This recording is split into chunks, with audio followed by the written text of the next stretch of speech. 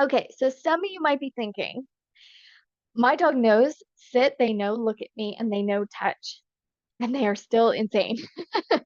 So what am I missing? I guarantee you're missing fluency.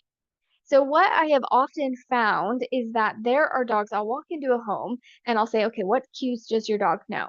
And they know 10, 12 different cues, and they know them as shallow as a shower. They are the doggy version of jack of all trades, master of none. Because a dog doesn't, in dog training, we say a dog doesn't really know a cue unless they know it to fluency. And I would much rather, I find it more successful and useful for the client to work with a dog who even knows one or two cues to fluency than a dog who knows eight cues and doesn't know them to fluency. So what does this word fluency mean? Fluency has two components, generalization and proofing. First off, generalization, a lot of people know this. Dogs are contextual. You teach your dog sit in the home or in a puppy class, and then you go outside and you need to reteach them sit. That is something most people learn in classes. What most people miss is you also need to reteach the dog, say sit or look at me with different people. So I often hear people say, my dog knows sit, but they never do it for my husband. And then they always have some reason why they never do it for the husband, right? He's not an alpha, or he's not this, or he's not that. And then I ask, well, who taught the dog sit? They say, oh, well, I did. Well, you need to generalize the cue to multiple different people, just like you need to generalize it to multiple different locations. So your living room, your yard, on a walk, your dog walker, your spouse, you need to do like a mini reteach of this cue. All right, so we have generalization and now we have proofing. So there's the 3Ds in dog training. A lot of people know these: distance, distraction, and duration.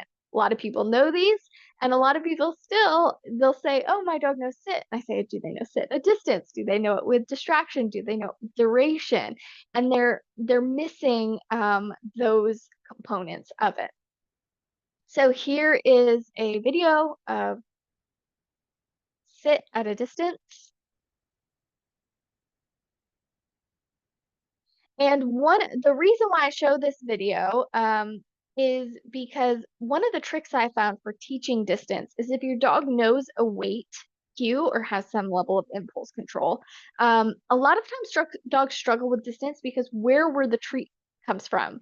We are the source of treats. So they don't want to get too far away from us. So if you can use a cup or a little container with treats on it midway or towards them, ask them to do a weight.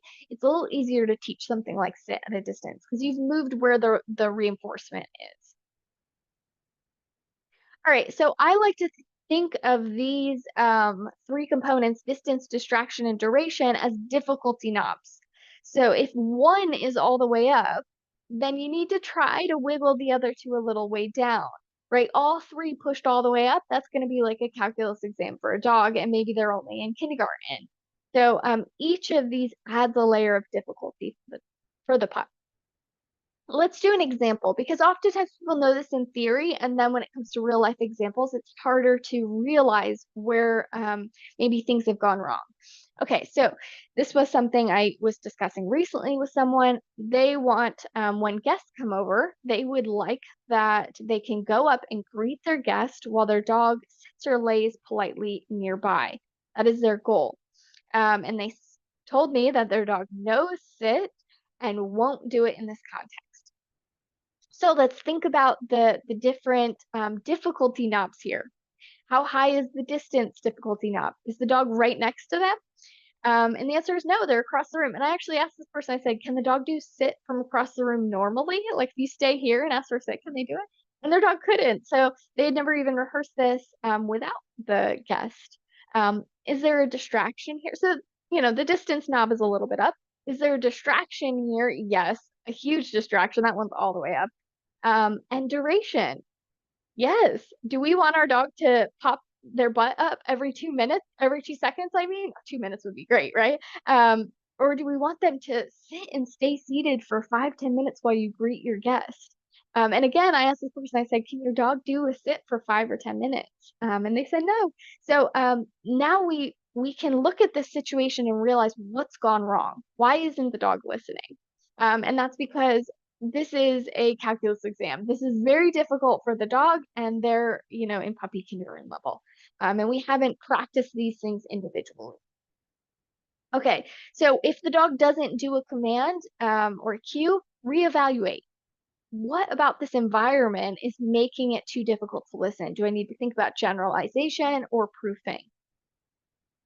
And then once you have those three cues to fluency, so you can do those three cues in any context with any person can give those cues, and the dog can do them at a distance with distractions and with duration.